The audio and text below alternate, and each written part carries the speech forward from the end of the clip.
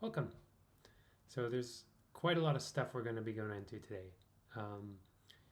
But basically, it's going to be about physical healing, about sickness, about the body, the role of the body, the purpose of the body, and all this fun stuff. This is actually quite, if you're familiar with the course communities, there's a lot of people who have a lot of different perspectives. I'm going to share mine in this video, but I'm obviously wanting to substantiate it. So we're going to start by reading a little bit from a section in the Manual for Teachers. Now this section is like advanced, quote unquote, but like, I think even if you're a beginner, you can still kind of get where we're going with this. So let's just pull that up. Okay, so this is what is it? It's not a section. Oh no, part 5 of the Manual for Teachers. So here we go. I'll be kind of reading and explaining as we go along. So how is healing accomplished? Healing involves an understanding of what the illusion of sickness is for. Healing is impossible without this. Okay, really, really important, right? Because so much of, let's say, spirituality in general, but also just life. The question that we ask is, what do I do? How do I accomplish? Like, how do I tell me what to do? But we kind of neglect the understanding that makes the doing obvious.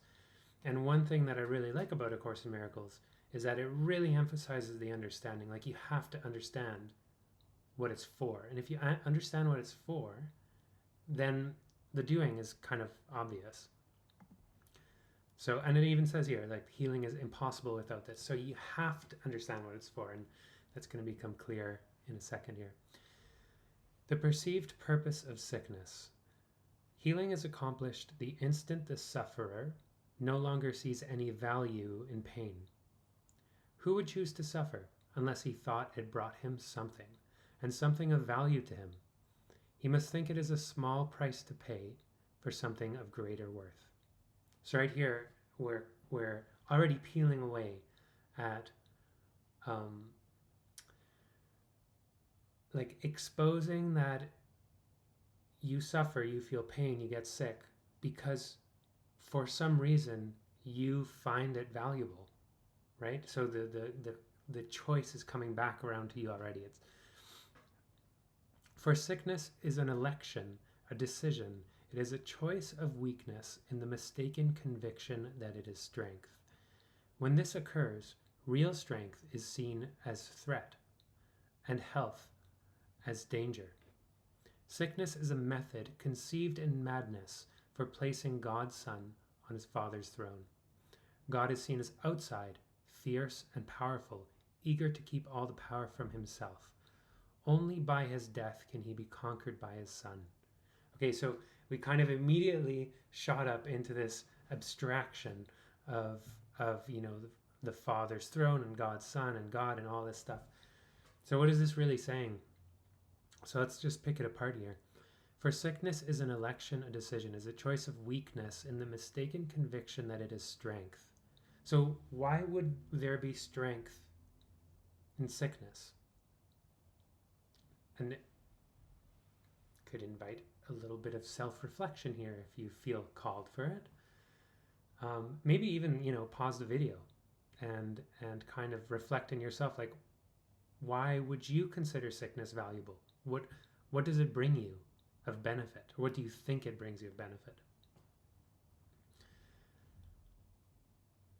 So in the Course theology, the idea of sickness is kind of a demonstration. It's you're showing that you're innocent because you're the one being harmed. That's really kind of the underlying fundamental idea. Like you might even say it's subconscious, but I think that's a whole other conversation. But the reason why it's valuable is because if there is this fundamental idea that there is a good and evil in the world, that there is a bad guy and a good guy, a victim and an oppressor, and if you have this story, then it's powerful for you to say, well, it's really weakness, right? But it's like, in a way, you think that your power is like, look at me, I'm sick. And that means you are the evil one who hurt me. And that gets projected on everything, right? I mean, specifically in the course, we focus on minds and people, but you know, you could equally make a case that applies to, you know, a virus, for example, or you know, bacteria, or even, you know, a tree falls and breaks your leg, and it's like, curse you, nature. So, but the idea here is that, okay, well, let's continue on. When this occurs, real strength is seen as threat and health as danger. I mean, strength in the course is this sort of ability to see the sameness in everything, because that's the truth, and that's where your strength comes from, to see innocence. And there's another part, maybe I'll go into later, that says that, you know what, I'll just pull it up right now. So if I go testimony, so in its healing, this is the body, in its healing, can it offer him mute testimony to his innocence? So it's saying, when your body is healed, when you show your body is healed, you are proving the innocence of the person who hurt you. You're saying, not only am I saying that you're innocent, but I'm showing you that I'm innocent through my healed body.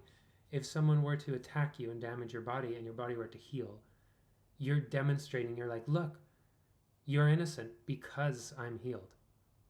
And, you know, if we have time, we'll go into this one. But because, I mean, there's just so much. There's so much here. So I don't know. Maybe I'll do another video.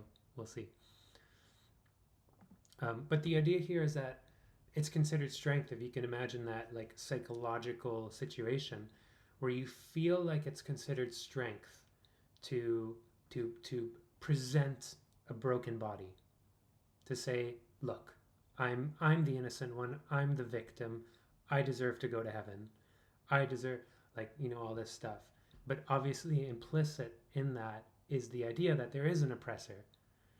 And obviously this ties in, I mean, not so obvious to everyone, especially new people, but this ties into the underlying theme of the course, which is essentially that you are healed through the recognition of your sameness. So I am innocent because you are innocent. I am, you know, a worthy son of God because you are. And in that is that joining in the peace and, you know, in God, in the heart of God. Okay, so let's continue. God is seen as outside, fierce and powerful, eager to keep all the power to himself. Only by his death he be conquered by his son.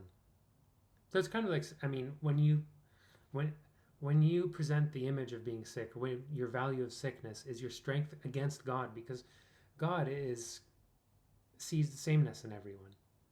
And so in a way, you are kind of trying to attack him by distorting reality. But it's insane, right? And that's what we're about to go into. And what, in this insane conviction, does healing stand for? It symbolizes the defeat of God's Son and the triumph of his Father over him. It represents the ultimate defiance in a direct form which the Son of God is forced to recognize. It stands for all that he thought he would hide from himself to protect his life. If he is healed, so this is saying, like, so it stands for all that he would hide from himself to protect his life. Because you think that you're protecting your life by valuing the sickness that proves your innocence. But that's the insanity. Continuing. If he is healed, he is responsible for his thoughts. Right? Because it's thought, everything comes from thought. So if you're sick, physically sick, that's an effect. Right? So cause is thought, mind, effect is form.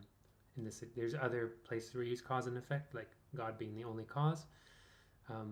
But in the world of form and perception, in that in the illusion, that's the way cause and effect works, from the inside out, from thought outward.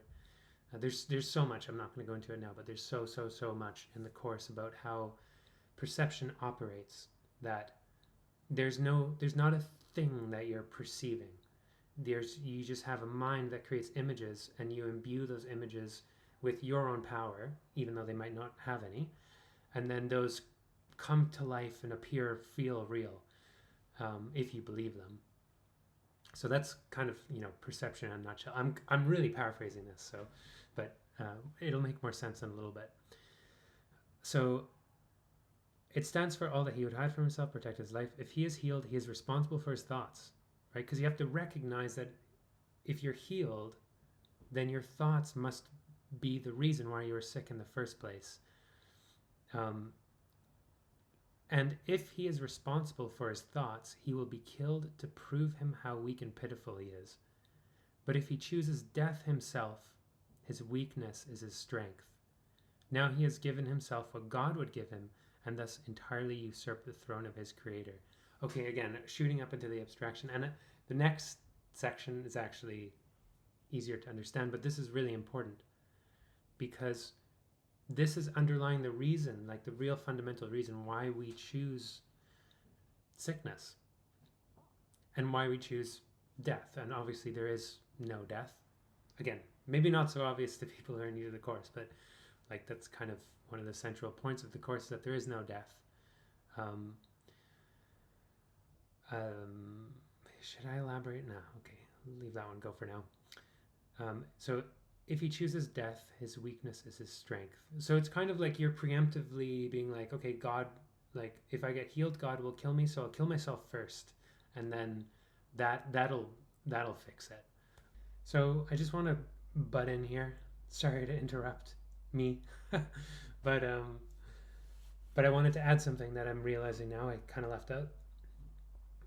The thoughts. So if you're responsible for your thoughts, and your thoughts are dark, then that means you're dark, right? So one of the ego's magic tricks of delusion and illusion and deception is to make you think that your thoughts are outside you. And that's what we call perception. That's basically like, oh look, it's over there, it's not here, it's there. That's perception. But really what you're pointing at is your own thoughts. And so if you can kind of convince yourself that it's not your own thoughts, that it's really out there, then you, in a way, you're saving yourself, right? And that's kind of part of the value. So if you have dark thoughts, if you harbor dark thoughts, then in the ego's definition of you, that makes you worthy of punishment. So the only way to escape that is to try to project those out onto things outside you, but you can't do that because it's your mind. But you can pretend, and that's part of this whole thing about sickness, is like pretending that it's not you making the decision, that it's really out there, it's really something that's happening. And I get into that a bit later. But yeah, I just wanted to butt in and well, basically just to finish that thought, the ego's wrong because God loves you. That's really what it comes down to. And you can believe in dark thoughts and not be dark, and that's something the ego doesn't really want you to find out. To be like, oh, I am thinking a lot of horrible stuff. That doesn't make me horrible. That just makes me someone who's entranced by horrible thoughts. You're still you. God still loves you. It's all good. Okay, going back now. Which is, again, insane. But this will make a little bit more sense after we read some more here. Okay, section 2, the shift in perception. Healing must occur in exact proportion in which the valuelessness of sickness is recognized. Really powerful sentence. Healing must occur in exact proportion in which the valuelessness of sickness is recognized. What does that tell you? You're only sick because you value sickness, right? And this, again, wraps back to the purpose. If you understand the purpose of sickness, if you understand why you value sickness, then you understand healing. One need but say, continuing on here, one need but say, there is no gain at all to me in this, and he is healed. But to say this, one must first recognize certain facts. First, it is obvious that decisions are of the mind, not of the body. If sickness is but a faulty problem-solving approach, it is a decision. And if it is a decision, it is the mind and not the body that makes it. The resistance to recognizing this is enormous, because the existence of the world as we perceive it depends on the body being the decision maker. Terms like instincts, reflexes, and the like represent attempts to endow the body with non-mental motivators. I love that descriptor. I want to get back to that. Actually, such terms merely state or describe the problem. They do not answer it. Right, so okay, let's unpack this a little bit. So we've gone over the fact that it's really about valuing, but there is something that needs to be recognized. Certain facts, right? It is obvious that decisions are of the mind, not of the body. So when it's talking about decisions, right? If you get a cold, if you break a leg, if these things happen, in the illusion, if you're invested in the illusion, it seems as though these things happen on their own accord, right? That's literally that's kind of our cultural default, right? Oh, I got sick, I caught a cold, but you don't say I chose a cold today. No one says that. Today I valued sickness and I decided that I was gonna have a broken leg. But here it's telling us that sickness. Okay, if sickness is but a faulty problem-solving approach, right? You're trying to solve a problem. That's you. Then we're getting at the purpose again. When you choose sickness, you're trying to solve a problem, but you're doing it in a way that's insane and doesn't make sense. It might look like it makes sense in the moment, but it doesn't make sense. So, okay, the resistance to recognizing this is enormous, right? Because the existence of the world as we perceive it depends on the body being the decision maker. So that's what it means when it talks about being a decision maker. Terms like instincts, reflexes, these things, we're endowing the body with non-mental motivators. That's such a great descriptor, a non-mental motivator. A motivator is something that moves, right? It's something that does. It's like a force, you could say. A non-mental motivator is basically saying that your body is just doing stuff by itself and you have nothing to do with it, So terms like instincts, reflexes, and the like represent the attempts to endow the body with non-mental motivators. Actually, such terms merely state or describe the problem. They do not answer it. Right? So when you say, oh, there was a reflex or my body reacted in this way, you're basically describing the problem, which is the externalization of decision making, because it's your mind that's making the decision for sickness.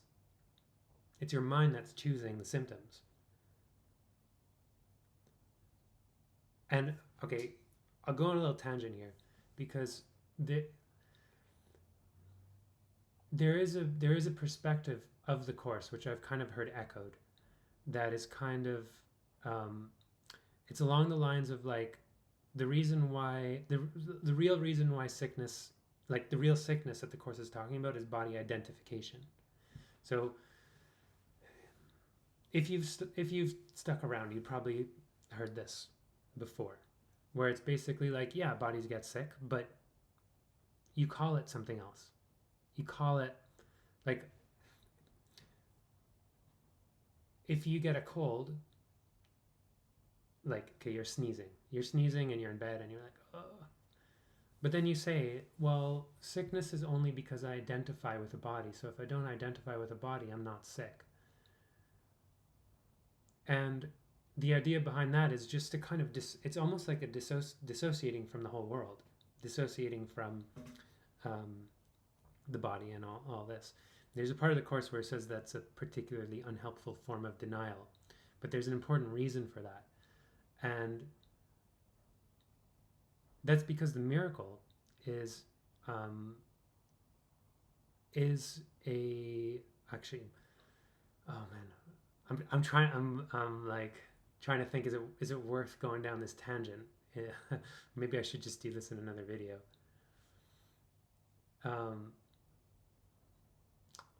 But yeah, just to summarize, like, it comes back down to what is a miracle. And a lot of people will, well, there is, I'll say there is a perspective, not that there are a lot of people, but there is a perspective where the miracle is seen as something that basically just reminds you that it's all a dream. Like, just reminds you that, like, nothing is really happening. Everything still looks like it's going on as it's going, but it's all an illusion and it doesn't matter. But there are parts of the course that kind of explicitly say, down to the form level, that the miracle is like, it's an effect. It's a form effect. And I can go into that later if we have time, or in another video. But yeah, basically there's this idea of sickness that floats around, that I don't think is really in line too much with the course. A little bit. But the idea is, like, sickness is just not identifying with the body, not calling a broken leg sick, not calling the flu a sickness, and just realizing that it's all made up and it's all an illusion. We're about to go into the second paragraph, which I think is like pretty, well, I won't spoil it. Okay. The acceptance of sickness as a decision of the mind for a purpose for which it alone would use the body is the basis of healing. Whoa, long sentence. The acceptance of sickness as a decision of the mind for a purpose for which it alone would use the body is the basis for healing. And this is so for healing in all forms, right? Here we are back. We're going to the form, everyone. A patient decides that this is so, and he recovers. If he decides against recovery, he will not be healed. Who is the physician? Only the mind of the patient himself. The outcome is what he decides that it is. Special agents seem to be ministering to him, but yet they but give form to his own choice. He chooses them to bring tangible form to his desires. And it is this they do and nothing else. They are not actually needed at all. The patient could merely rise up without their aid and say, I have no use for this. There is no form of sickness that would not be cured at once.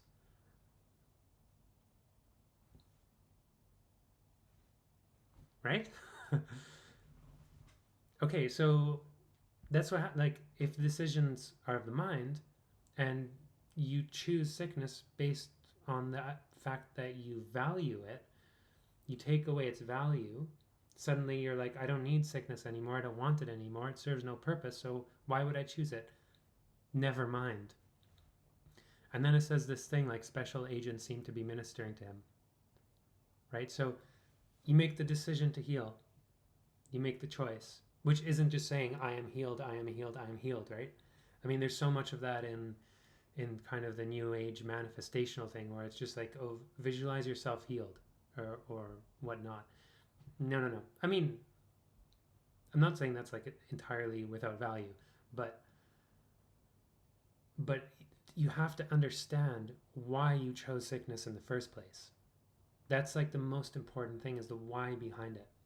Again, this is a theme that's, runs through the course everywhere. Why? What is the purpose?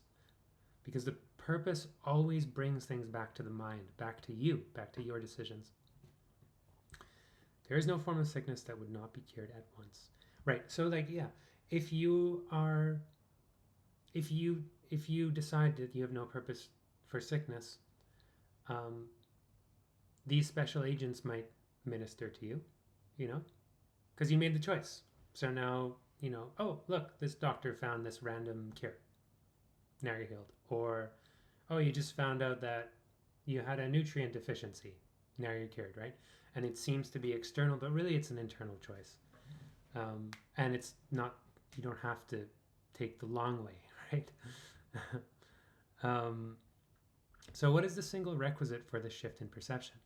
It's simply this: the recognition that sickness is of the mind and has nothing to do with the body, right? So here we're talking about form healing, and I think this is where there's like some confusion, some misinterpretation.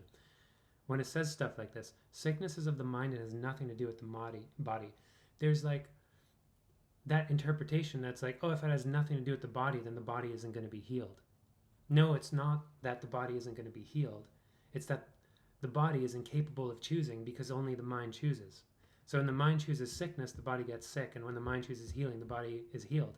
It comes back to the mind. The mind is the source. But that doesn't mean that the body is not the effect. The body is the effect.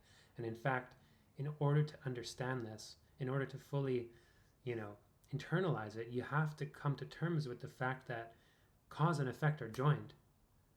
Which means your decision for sickness makes the body sick. Your decision for healing makes the body heal. Those two, there's no decoupling there. The body does not have reflexes, it does not have instincts, it does not do things on its own. It's not just a thing that's floating through awareness. You're choosing what's happening. So to realize that is the reconciliation of cause and effect.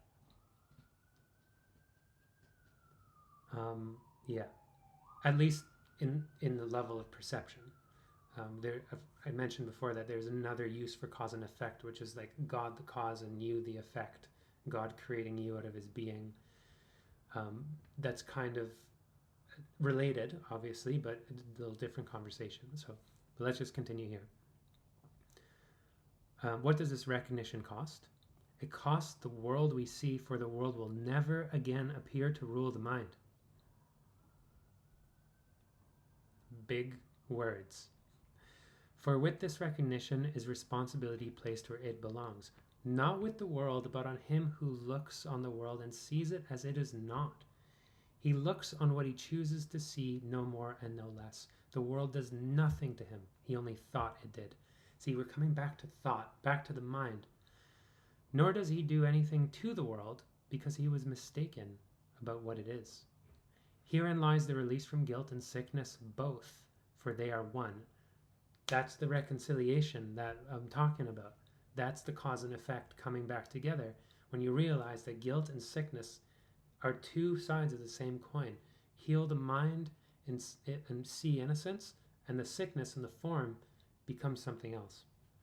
It becomes a happy dream. Yet to accept this release, the insignificance of the body must be an acceptable idea. Okay, this is important. I mean, we come back around to this idea of fear. So if you're afraid, if you are really invested in a bodily identity, then this will, a healed body will scare you. And that's part of the gentleness of miracles, is that the Holy Spirit will heal you in a way that works around your fear, kind of slowly dislodging it, right? So let's say if this were to happen, let's say if you broke your arm and it just healed on its own miraculously, you'd say oh, it's a miracle, but it would simultaneously scare you because it would call into question everything you believe to be true about reality, and that would freak you out. I mean, maybe not you personally, but someone who was bodily identified. So that's actually not a helpful thing. And that's something that I think is really, really important, to be humble in that respect, recognize where you're actually afraid, and you can ask the Holy Spirit to work with your fear, and that might produce less internal conflict than asking the Holy Spirit to heal your sickness, right? Okay, let's continue. With this idea is pain forever gone, but with this idea goes Also, all the confusion about creation. Does this not follow out of necessity? Place cause and effect in their true sequence in one respect, and the learning will generalize and transform the world. Wow! This is what I'm saying. Cause and effect in their true sequence, right? We're learning cause, effect, mind, body, mind, world, cause, effect. Not the other way around, right?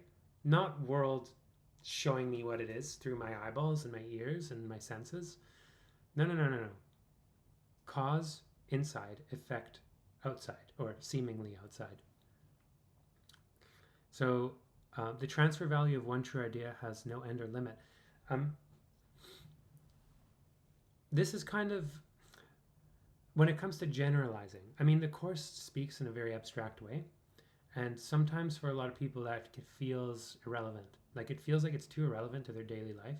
And I know that this personally, talking to people and them saying like, oh, I have this problem, but if I did the Course, I would just say it's all an illusion and just, it's not helpful. And I think that idea comes kind of from a misunderstanding. It's like a misapplication of the Course, which is actually quite, it's related, it's relevant, it applies to everything. And this is what they mean by generalization. Like when you understand that one idea applies to one thing, then you understand that it applies to the other thing and the other thing and the other thing, and it applies to everything. And so when it abstracts, it's not saying here in like oh yeah, world stuff, blah blah blah blah blah, but let's talk in abstraction terms. Like it's not trying to bring you to the world of abstraction and leave you hanging there while you have to deal with practical stuff in the world. That's not what it's doing. It's like it's talking about abstraction so that you can see that these things apply to every single little thing that you face in your daily life, all your daily struggles, all your specific problems, your health problems, your relationship problems, your financial problems, whatever it may be. Like this applies to all that, and it helps you. It brings you peace of mind, it brings you clarity of thought, it brings you happiness, it brings you a worry-free state of mind, and it opens you up to like, guidance and all sorts of nice things. So it's not, the point isn't to just stay in the world of abstraction. It's to take that abstraction and apply it. Okay, moving on. What do guilt and sickness... The final outcome of this lesson is the remembrance of God. What do guilt and sickness, pain, disaster, and all suffering mean now? Having no purpose, they are gone. And with them also go the effects they seem to cause. Cause and effect but replicate creation. Seen in their proper perspective, without distortion, without fear, they reestablish heaven. Right? And with them also go all the effects they seem to cause. This is like, that's the happy dream. If you're not familiar with what the happy dream is, I mentioned it before. The happy dream is the retranslation of the world. So in the world there are forms of all sorts of things, forms of pain, forms of pleasure, all this stuff, specific forms. A broken leg, delicious food. List goes on, literally, the infinite list. Through forgiveness, the world is transformed, but it's not really that the world is transformed because the world isn't really there. And that's like, when it talks up here about the resistance to recognizing this is enormous.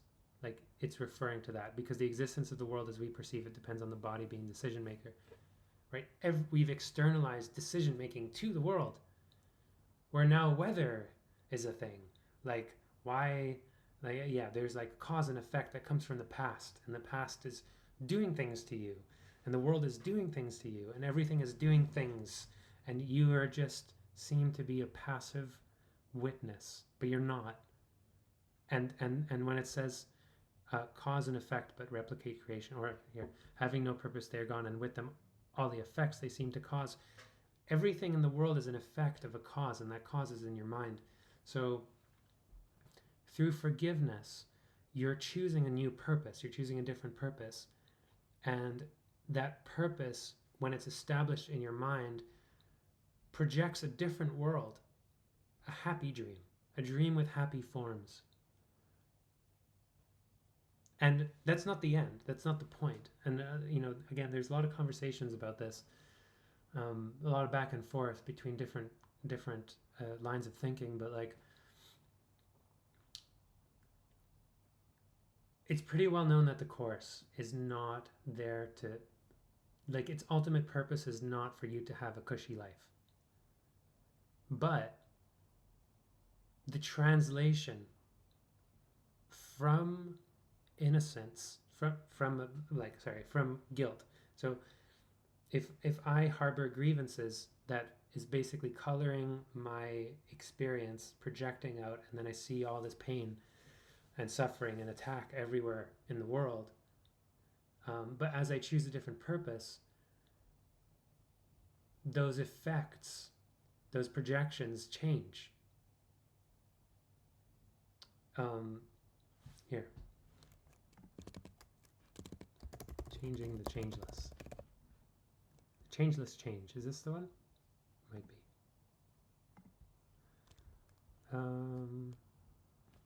No. What was it? What was it? The changeless change. Like miracle, change.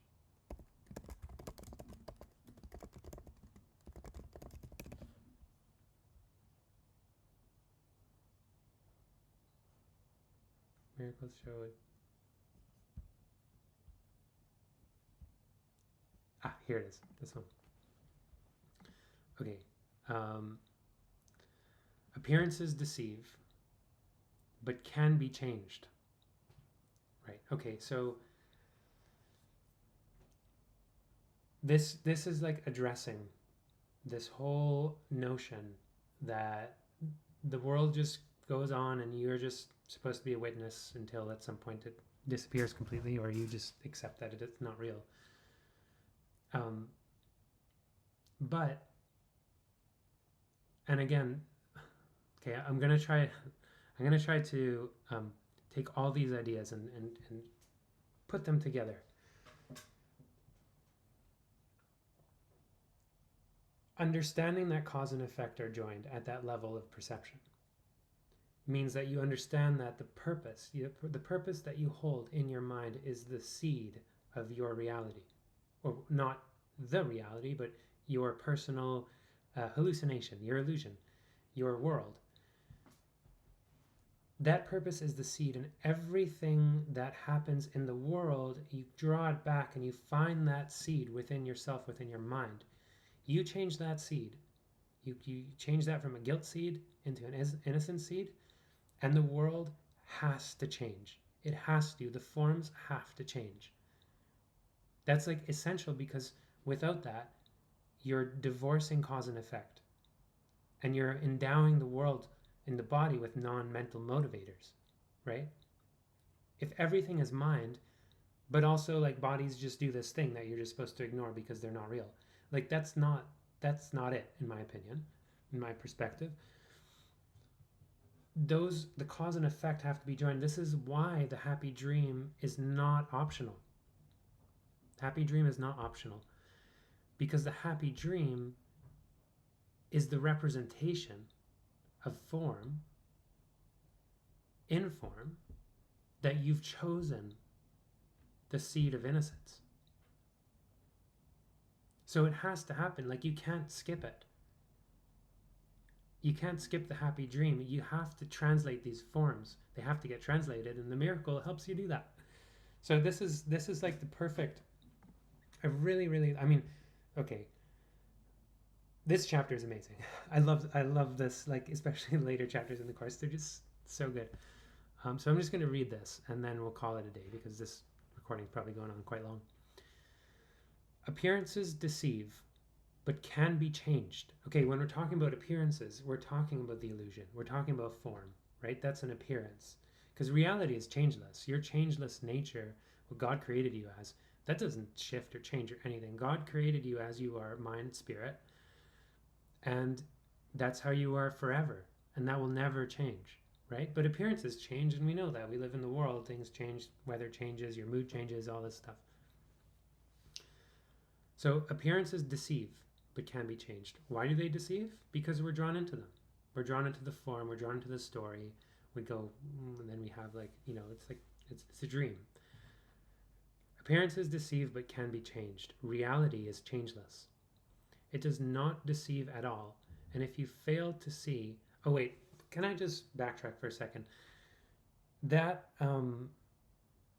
lesson, that manual for teachers thing that I was on before, it continues. It actually continues. So if you want to read it, you can read more. But the later part is more if you're like, it's about healing others. So it's not like totally relevant to this because it's obviously something that's worth reading, but like I'm trying to, again, keep this video relevant and condensed, which won't happen because I tend to tangent. Anyway, back to this. Appearances deceive but can be changed. Reality is changeless. It does not deceive at all, and if you fail to see beyond appearances, you are deceived. For everything you see will change, and yet you thought it real before, and now you think it real again. Reality is thus reduced to form and capable of change. Reality is changeless, right?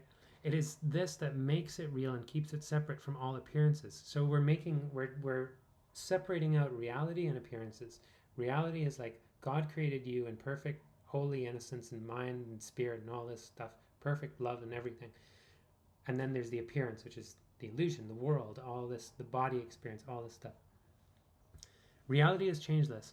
It is this that makes it real and keeps it separate from all appearances. It must transcend all form to be itself. Very important, right? Like, if reality was somehow involved in form, then it would be subject to change, and that's not reality. Reality is changeless. It cannot change. The miracle is the means to demonstrate that all appearances can change because they are appearances and cannot have the changelessness reality entails.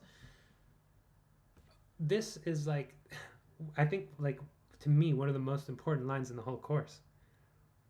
This is unifying the miracle changing the form with the notion of a changeless reality, the underlying changeless reality. It's saying that the miracle, by changing the form, reminds you that form is changeable, right? That's like, in a way, if you were to just ignore the world and just say, well, the body's an illusion, yeah, it gets sickness, but don't call it sickness. It just does this stuff, and the world does this stuff, and it's all just happening, and I'm just watching it as an observer or whatever. Like, what you're actually doing in that sense is you're actually giving reality to all of these non-mental motivator things. So by allowing the miracle to change the appearances, you're basically making a testament to the changeless, because you're saying, look how flimsy this nothingness is. That's really kind of, it's a good way to put it, actually. Look how flimsy this nothingness is. Look how easily this piece of fabric that's made of nothing can just change color, And that's what the miracle shows you. It's like, look how easily everything can change. You go back to page 1, first principle. There's no hierarchy. There's no order. Okay, I'm losing my words here. There's no order of difficulty in miracles. No hierarchy of illusions. That's just getting those confused. Right. So the miracle tests to salvation from appearances by showing they can change. All right, and now we're going to segue into the happy dream. This is a beautiful depiction. Your brother has changelessness in him beyond appearance and deception both, right? So your brother looks like a body. He's not a body. You've been studying the course. There's the light beyond him that God created. His mind is real. His mind is real. He might think he's a body. But you're not deceived. You see beyond that. It is obscured by changing views of him. So his changelessness is obscured by changing views of him, which you perceive as his reality. So you're seeing his body, and you think, you're falling into the illusion a little bit. You're like, oh, he's a body. Oh, you kind of look at his body, and you see him as a body, and you stop seeing him as the changelessness that God created him in, right? And that's where the miracle can come in. That's the whole point. Like, you're not supposed to just tell yourself that he's changeless. you intend to see innocence. You join with the Holy Spirit, and you open to miracles, right? The happy dream about him, I love this sentence so much. The happy dream about him takes the form of the appearance of his perfect health, his perfect freedom from all forms of lack, and safety from disaster of all kinds. Right? We're talking about form here. We're not talking about, this isn't some metaphorical way of saying like he's not a body, and yeah, natural disasters happen and he gets sick, but it's all doesn't matter because the world isn't real. The happy dream about him takes the form of the appearance. I mean, can you get any more clear than that? It's not even the form or the appearance, it's the form of the appearance, right? The form of the appearance of his perfect health, his perfect freedom from all forms of lack and safety from disaster of all kinds. The miracle is proof he is not bound by loss or suffering in any form, because it can so easily be changed. And that's underlined, and I love that it's underlined. Okay, calm down. This demonstrates that it is never real and could not stem from his reality, for that is changeless and has no effects which anything in heaven or on earth could ever alter, but appearances are shown to be unreal because they change. And I'll leave that at that for today.